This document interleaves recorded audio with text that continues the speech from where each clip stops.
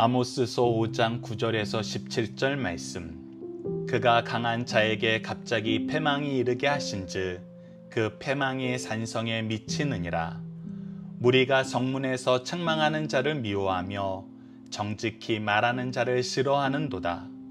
너희가 힘없는 자를 밟고 그에게서 미래 부당한 새를 거두었은즉 너희가 비록 다듬은 돌로 집을 건축하였으나 거기 거주하지 못할 것이요 아름다운 포도원을 가꾸었으나 그 포도주를 마시지 못하리라. 너희의 허물이 많고 죄악이 무거움을 내가 아노라. 너희는 의인을 학대하며 뇌물을 받고 성문에서 가난한 자를 억울하게 하는 자로다. 그러므로 이런 때에 지혜자가 잠잠하나니 이는 악한 때임이니라. 너희는 살려면 선을 구하고 악을 구하지 말지어다. 만군의 하나님 여호와께서 너희의 말과 같이 너희와 함께 하시리라. 너희는 악을 미워하고 선을 사랑하며 성문에서 정의를 세울지어다. 만군의 하나님 여호와께서 혹시 요셉의 남은 자를 불쌍히 여기시리라.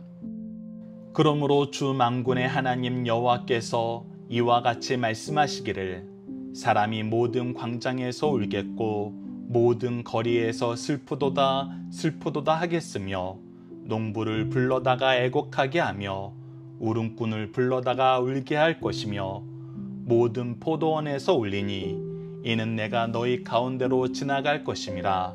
여호와의 말씀이니라. 아멘.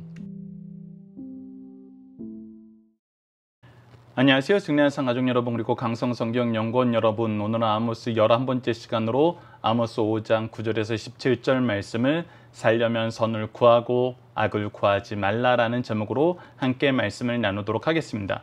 오늘 본문 말씀은 들으라 세 번째 설교의 두 번째 파트입니다. 자, 9절 말씀을 보도록 하겠습니다. 그가 강한 자에게 갑자기 패망이 이르게 하신즉 그 패망이 산성에 미치느니라 라고 얘기하고 있습니다. 하나님께서는 끊임없이 우리에게 회개를 촉구하고 계십니다. 우리가 아모스서 본문을 통해서도 확인할 수 있는 것처럼 계속해서 들으라 들으라 들으라 세 번씩이나 얘기하시면서 그 안에서 하나님의 은혜를 저버린 삶의 모습, 하나님 앞에 패역을 행하고 예배를 망친 모습, 그리고 정의와 공의를 거부하는 이 모습 안에서 계속해서 회개를 촉구하고 계십니다. 그러나 이들이 회개하지 않을 때는 인자하시고 참으심이 한이 없는 하나님이시지만 그 심판의 때가 오면은 그때 나타나는 특징 중에 하나가 무엇이냐면 그 심판이 정말 눈 깜짝할 사이에 갑자기 임하여서 그들이 급격히 쇠퇴하는 것을 보게 됩니다. 그래서 하나님께서 말씀하십니다. 갑자기 패망에 이르고 그 패망이 어디까지 이르냐면 그들의 산성까지 이른다는 것입니다. 우리가 지더라도 지는 순서가 있습니다. 힘이 빠지더라도 힘이 빠지는 과정이 있어요. 근데 하나님께서 이스라엘을 심판하시기 시작하시면은 이것이 강한 자로부터 산성에 이르기까지 갑자기 이루어진다는 거예요. 10절 말씀을 보시죠. 그렇게 패망이 이루어지는 그 죄에 대해서 다시 한번 얘기합니다. 무리가 성문에서 책망하는 자를 미워하고, 즉 그들의 죄를 지적하는 자를 미워해요. 그들의 죄에 대해서 얘기하는 사람들을 미워해요. 정직하게 말하는 자를 싫어한다. 옳은 것이 무엇이고 그른 것이 무엇인지 얘기하는 것에 대해서 싫어해요. 특히 우리가 윤리적으로 이런 얘기를 하는 것도 싫어하지만 더더욱 무엇을 싫어합니까? 하나님의 말씀을 기준으로 가지고 얘기하는 건 더 싫어해요. 이것은 더 철저하게 모멸감이 들 정도로 무시하는 사람들이 있어요. 요즘에 누가 하나님 말씀 따르는 겁니다. 하나님 말씀이 우리 사회에 적용될 수 있냐는 거예요. 너무 옛날이고 오래되고 너무 때로는 하나님 중심적이라는 거예요. 하나님 중심적이란 것이 싫다는 거예요. 그런 정도로 싫어하게 된다는 거예요. 더 나아가서 무엇을 합니까? 너희가 힘없는 자를 밟고 연약한 자를 밟아서 자기 먹이로 삼는다는 것입니다. 그에게 미래 부당한 새를 거두었은즉, 그래서 그들의 연약함을 이용해 가지고 자기 배를 어떻게든 채우는데 최선을 다한다는 거예요. 사실 하나님께서 우리에게 연약한 사람을 주신 이유는 무엇입니까? 우리 주위에 연약한 사람들이 항상 있는 이유는 뭐예요? 하나님께서 우리에게 주신 은혜를 나누게 하심이에요. 평균케 하시김이에요. 그들에게 우리가 하나님의 축복의 통로로, 하나님의 일꾼으로 그들에게 가서 그들에게 봉사하게 하시기 위한 거예요. 그래서 우리에게 더 주셨어요. 그런데 우리에게 더 준 그것을 우리는 뭐 한 거예요? 악인들은 뭐 한 거예요? 권력화한 거예요. 그래서 이것을 권력화해서 뭐 하는 거예요? 더 많은 것을 빼앗기 위해 사용하는 거예요. 이것이 하나님의 은혜를 가장 잘못 사용하는 사람들의 모습이라는 것입니다. 그리고 그 잘못 사용하는 거에 대해서 책망하고 정직한 이야기를 얘기하면 어떻게 해요? 미워하고 싫어하면서 그들까지 발길을 맞지 않는다는 것입니다. 그래서 하나님께서 패망을 그들에게 선언하신 것입니다. 계속해서 보십시오. 너희가 비록 다듬은 돌로 집을 건축하였으나 거기 거하지 못할 것이요 아름다운 포도원을 가꾸었으나 그 포도주를 마시지 못하리라. 자, 이들이 패역한 짓을 하면서 약탈을 하면서 뭐 했어요? 자기 집은 다듬은 돌로 건축하였어요. 아주 보기 좋게 든든하게 아름답게 지었어요. 그러나 어떻게 해요? 그곳을 소유하지 못해요. 아름다운 포도원을 가꾸어서 이제 이 포도원에서 열매를 거두면 되는데 그 열매를 어떻게 해요? 허락하지 않으세요. 그 포도주를 마시지 못하게 하세요. 하나님이 하시는 일이 이렇다는 것입니다. 우리가 이 세상에 죄악된 인생들을 보면은 그들이 악을 행하면서 쌓았던 그 재물과 명성과 부귀들이 얼마나 허무하게 무너지는 것을 우리는 자주 볼 수 있어요. 특히 우리가 다니엘서를 통해서 이 5대 제국에 대한 역사를 미리 우리에게 말씀하여 주시고 또 다니엘서의 기록으로 이 바벨론과 메디아 바사의 역사를 우리에게 보게 하시는 것을 통해서 알게 되는 것처럼 그들이 꺾여질 때는 순식간에 꺾여지고 그들이 마련해 놓은 그 모든 것이 그들을 위해서 쓰는 것이 아니라 그 다음 왕국에게 넘어가는 것을 볼 수 있어요. 여러분 헬라만 해도 보십시오. 알렉산더 대왕을 통해서 그 지중해 연안의 거의 모든 세계를 정복하고 언어를 통일하고 학문을 한데 모았지만 그것을 가지고 꽃피운 나라는 어디였어요? 로마였어요. 더 놀라운 것은 로마가 만들어 놓은 그 여러 가지 교역로와 이 세상을 잇는 도로들은 뭐 하는 데 쓰였어요? 복음이 전파되는 데 쓰였어요. 그러니까 그들이 만들어 놓은 것이 그들이 죄악으로 가지고 자기네들을 위해서 자기네들의 영광을 위해서 쌓아놨던 것들이 그들에게는 전혀 소용없는 것이 되고 오히려 다른 사람을 위해 쓰였던 것을 보게 돼요. 하나님이 계속 죄악된 세상은 이렇게 심판하신다는 것입니다. 더 나아가서 하나님의 복을 누리고 하나님의 복을 나눠줘야 되는 책임을 가진 사람들이 이것을 악한 세상보다 더 악하게 사용할 때는 하나님의 심판은 더욱더 확실하다는 것입니다. 12절을 보시죠. 너희의 허물이 많고 죄악이 무거움을 내가 아노라. 내가 너희들의 허물과 죄악의 무거움을 모르지 않는다. 너희들의 죄악은 나에게 다 드러나 있다는 거예요. 내가 모를 거라고 생각하지 말라는 거예요. 너희는 의인을 학대하며 뇌물을 받고 성문에서 가난한 자를 억울하게 하는 자로다. 보십시오. 의인은 왜 학대합니까? 그들의 죄를 드러나게 했기 때문에 학대했어요. 예수님을 왜 유대 지도자들이 학대했습니까? 그들의 죄가 드러나기 때문에 학대했어요. 그리고 뇌물을 받고 성문에서 가난한 자를 억울하게 한다는 건 뭐예요? 그들이 같이 가난한 자를 약탈하는데 합심하게 되었다는 거예요. 힘을 모았다는 거예요. 그런데 어떤 일이 발생합니까? 여러분들 이 일이 발생할 때 우리는 정말 주의해야 됩니다. 바로 13절입니다. 그러므로 이러한 때에 지혜자가 잠잠하니라. 지혜자는 어떤 사람입니까? 잠언을 통해서 우리가 확인할 수 있는 것처럼 앞서 정직한 자, 성문에서 책망하는 자, 의인에 대해서 얘기하는 것을 통해서 알 수 있는 것처럼 이 지혜자는 하나님의 뜻을 이야기하는 사람들입니다. 근데 이들이 잠잠하게 돼요. 이들이 잠잠하게 되는 상황에 대해서 세 가지 상황으로 박유일 목사님 강의 집에 그리고 여러분들 본문 다지기 정답에 정리가 되어 있습니다. 이 부분을 볼 때 우리가 함께 봤으면 좋은 말씀을 몇 절 여러분과 함께 나눴으면 좋겠습니다. 우선 디모데전서 6장 4절을 봅시죠. 그는 교만하여 아무것도 알지 못하고 변론과 언쟁을 좋아하니. 어떤 사람이요? 교만한 사람이. 교만한 사람의 특징은 무엇입니까? 우리가 앞서 여러 말씀을 통해서 특히 시편을 통해서도 확인하는 것처럼 교만한 사람은 결국은 하나님이 없다라고 하고 자기가 하나님보다 높다라고 하는 데까지 이루는 것이 바로 이 교만한 자들의 특징이에요. 하나님보다 자기를 더 지혜롭게 여기고 자기가 하나님보다 높은 존재처럼 생각을 해요. 근데 그러한 자들의 특징은 무엇이냐면 아무것도 알지 못하고 하나님의 역사를 알지 못하고 하나님의 창조의 질서를 알지 못하고 이 세상을 향한 하나님의 계획과 운행하심을 알지 못하고 구원과 심판을 알지 못하고 뭐 하길만 좋아해요? 변론과 언쟁을 좋아해요. 자꾸 말꼬리를 잡고 자기를 폭력적으로 드러내기만 할 뿐이라는 거예요. 그것이 바로 변론과 언쟁을 좋아하는 자들의 특징이에요. 그래서 무엇이 나타나? 이로써 투기와 분쟁과 비방과 악한 생각이 나타나느니라. 그래서 이들하고의 얘기를 하면은 뭔가 개선이 되는 것이 없고 투기, 분쟁, 비방, 악한 생각만 더 확장된다는 거예요. 그래서 디모데후서 2장 23절에서는 어리석고 무식한 변론을 버리라. 이런 교만한 자들과 이 싸우기 위해서 끊임없이 이 자기 이론을 펼치는 이런 사람들하고의 변론은 버리라. 오히려 이에서 다툼이 나기 때문에 이것은 하지 말아야 된다는 거예요. 그래서 이 1번에서부터 3번 말씀이 정리가 되는 것입니다. 첫 번째, 적절하게 할 수 있는 말이 없을 때 침묵하게 돼요. 너무도 어이없는 상황, 말로 감정을 표현할 수 없을 때는 잠잠하게 됩니다. 때로는 침묵이 말보다 강합니다. 예수님께서도 빌라도 법정에서 아무 말도 하지 않으셨어요. 이때 한마디도 대답하지 않으시니 총독이 크게 놀라더라. 즉 하나님께서 예수 그리스도를 통해서 이루시고자 하시는 그 길을 가는 데에는 지금 빌라도가 얘기하는 권세에 대해서 의사결정권에 대해서 이가 도무지 깨닫지 못하기 때문에 오히려 이 사람하고 예수 그리스도께서 이 재판정 앞에서 취하는 태도가 그 이해의 간극이 너무나 큰 거예요. 그래서 오히려 침묵하시면서 예수 그리스도의 뜻이 무엇인지 추후에라도 알 수 있도록 하신다는 거예요. 두 번째, 말을 해도 아무 소용이 없다는 확신이 생길 때 침묵하게 돼요. 바로 디모데전서 6장 4절과 디모데후서 2장 23절과 같은 사건이에요. 사도 시대에는 스데반은 열정적으로 간곡히 호소했지만 듣는 자들이 큰 소리를 지르며 귀를 막고 일심으로 그에게 달려들었어요.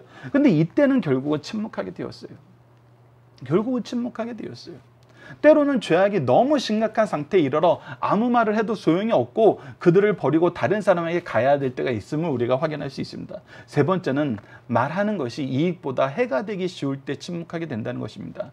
돼지 같은 육적인 인간들에게 진리를 던지면 진리가 모욕받게 됩니다.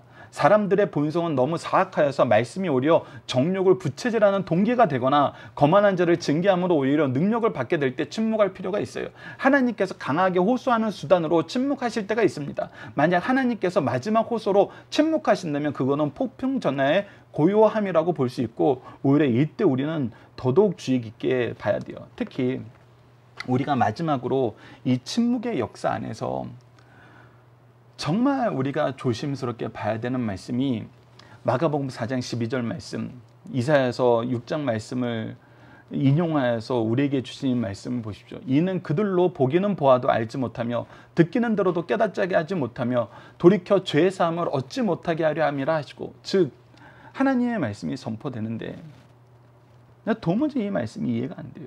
이 말씀대로 사는 것이 내 마음에 너무 거치는 거예요. 그리고 교회에서 이런 일이 좀 없었으면 좋겠어요. 내 귀에 아주 좋은 말만 해줬으면 좋겠고 내 생각과 일치되는 것만 얘기해줬으면 좋겠어요.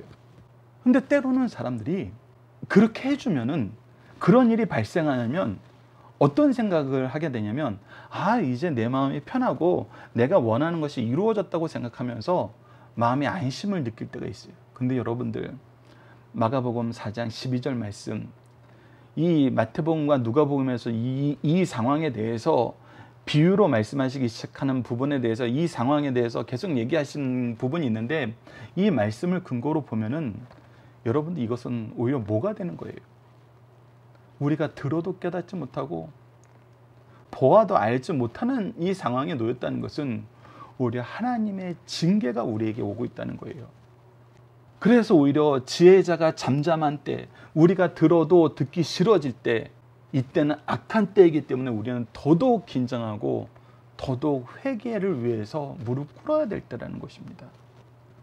지금 우리에게 이 말씀을 깨닫게 하려고 아모스 선지자를 통해서 미리 얘기하시고 예수 그리스도께서 오셨을 때 선언된 말씀을 통해서 우리로 하여금 다시 한번 묵상하게 하시고, 우리 지금 현재 삶에서 말씀이 정말 우리가 이 이전 어떤 세대보다 더 풍성하게 누릴 수 있는 세대 아니에요. 예전에는 교회 가야지, 교회에서 우리 지도자들을 만나야지 우리가 배울 수 있었는데 지금은 얼마나 많은 좋은 설교들이 정말 언제나 우리가 마음만 먹으면 들을 수 있을 정도로 가깝게 접근할 수 있고, 다양한 말씀을 우리가 그런가 하여 살펴볼 수 있는 너무나 좋은 말씀들을 우리가 계속 배울 수 있잖아요. 우리가 승리하는 삶 모임도 오프라인에서 하다가 지금 현재 못하게 됐지만 온라인을 통해서 우리가 혼자서 혹은 다양한 도구를 통해서 다양한 약속을 통해서 얼마든지 할 수 있는 상황에 놓여 있고, 때로는 이것을 강제적으로 우리에게 할 수 있도록 그 기술까지도 우리가 습득하는 시대에 살고 있잖아요. 더욱더 편하게, 더욱더 간편하게 우리가 언제든지 교제를 할 수 있어요. 언제든지 물어보고 싶은 거 물어볼 수 있고, 그 문제에 대해서 더 많은 사람들의 지혜의 말씀을 들을 수 있고, 그걸 토대로 우리가 성경 말씀을 더 깊이 있게 묵상할 수 있고 더 폭넓게 적용할 수 있는 세대에 살고 있어요. 그럼에도 불구하고 우리가 이것을 계속 거절하는 거예요. 계속 거절하면서 다른 것만 더 찾는 거예요. 내 욕구를 채워줄 수 있고, 내 관심을 채워줄 수 있고. 그래서 말씀을 가까이 하는 시간은 점점 줄어들고, 우리가 하나님께 기도하는 시간은 점점 줄어들고, 하나님을 찾고 하나님을 인정하고 하나님을 의지하는 삶의 모습은 점점 줄어들고, 내 욕망을 채우는 시간만 점점 늘어나는 거예요. 특히 우리 청소년들, 초등학생들, 학기 동안에는 열심히 공부하다가 그래도 방학 때는 우리가 2박 3일, 때로는 3박 4일, 때로는 더 길게 4박 5일씩 모여서 아침, 점심, 저녁으로 함께 말씀 나누고 하나님을 찬양하고 기도하고 서로를 위해서 중보하고 하나님의 역사에 대해서 우리가 살펴보고 우리 가문의 역사, 교회의 역사를 살펴보면서 하나님의 일하심을 증언하는 증언들 속에서 우리가 하나님이 주신 사명을 찾으려고 얼마나 노력하는 시간들이 있었어요. 근데 지금은 이것이 사라지고, 사라진 것이 아니에요. 우리가 모이는 시간은 사라졌지만 이것을 끊임없이 권면하고 이 역사 안으로 우리가 누렸던 이 축복의 관계 안으로 들어올 수 있는 많은 장치들과 많은 노력들이 있어요. 근데 우리 청소년들이 뭐에 빠져버렸어요? 더욱더 세상 것에 빠져버렸어요. 세상 것을 사랑하는 시간이 더 많아졌어요. 세상 사람들을 찬양하는 시간이 더 많아졌어요. 때로는 이것이 우리에게 얼마나 큰 경고의 사인인지, 경고의 징조인지 우리가 주의 깊게 살펴볼 줄 알아야 된다는 것입니다. 그리고 이어집니다. 14절. 너희는 살려면 선을 구하고 악을 구하지 말지어다. 이 앞선 우리가 들으라 설교 첫 번째 시간에도 확인했던 것처럼 정의와 공의가 사라진 것에 대해서 하나님께서는 강하게 징계하시고, 정의와 공의가 사라진 삶의 모습과 그 징계에 대해서 9절에서부터 13절까지 얘기하셨어요. 그렇다면 이제 우리가 하나님의 뜻을 따르는 건 뭐라는 거예요? 선을 구하고 악을 구해서는 안 된다는 거예요. 만군의 하나님 여호와께서 너희의 말과 같이 너희와 함께 계시라. 그랬을 때 우리가 하나님이 함께 하심을 경험할 수 있어요. 우리가 악을 행하지 않고는 살 수 없어요. 우리도 같이 싸우지 않고는, 공격하지 않고는, 그들처럼 잔혹해지지 않으면 우리는 살 수 없어요. 아니라는 거예요. 오히려 선을 구하고 악을 떠나면은 하나님이 우리와 함께 하신다는 거예요. 너희는 악을 미워하고 선을 사랑하며 성문에서 정의를 세울지어다. 특히 성문에서 정의를 세운다는 것은 우리가 성문에서 책망하는 자를 미워하고 정직한 자를 싫어하는 것과 반대되는 것이죠. 예전에는 악을 공개적으로 행하고 악을 행하는 것을 지혜롭다라고 생각하고 우리의 특권이라고 생각했어요. 그러나 하나님께서는 하나님의 뜻을 이루는 것, 하나님의 역사대로 우리의 삶을 드러내는 것을 성문에서 함으로써 하나님이 통치하시고 하나님이 우리와 함께 하심을 이 세상 사람들에게 보이라는 것입니다. 만군의 하나님 여호와께서 혹시 요셉의 남은 자들을 불쌍히 여기시나, 그때 하나님께서 우리의 남은 자들, 하나님의 뜻을 여전히 기억하고 따르고 그를 신뢰하고 의지하는 사람들을 불쌍히 여기셔서 하나님의 구원의 역사를 드러내신다는 거예요. 그리고 16절을 보십시오. 그러므로 주 만군의 하나님 여호와께서 이와 같이 말씀하시니라. 사람들이 모든 광장에서 울겠고 모든 거리에서 슬프도다 슬프도다 하겠으며 농부를 불러다 애곡하고 오른분을 불러다 울게 할 것이다. 이것이 무엇이냐면, 우리가 혼자서 우리가 우는 걸로는 우리의 슬픔이, 우리의 괴로움이 충분히 표현되지 않는다는 거예요. 그래서 우리가 울음꾼까지 불러다가 울고 우리 주위의 모든 사람들이 이 울음에 동참하고 모든 포도원에서 울리니라고 얘기하면서 우리의 기업지에서 울리게 되는데 왜 그렇다는 겁니까? 이는 내가 너희 가운데로 지나갈 것이라. 즉 하나님의 심판의 역사가 우리에게 나타나기 때문이라는 것입니다.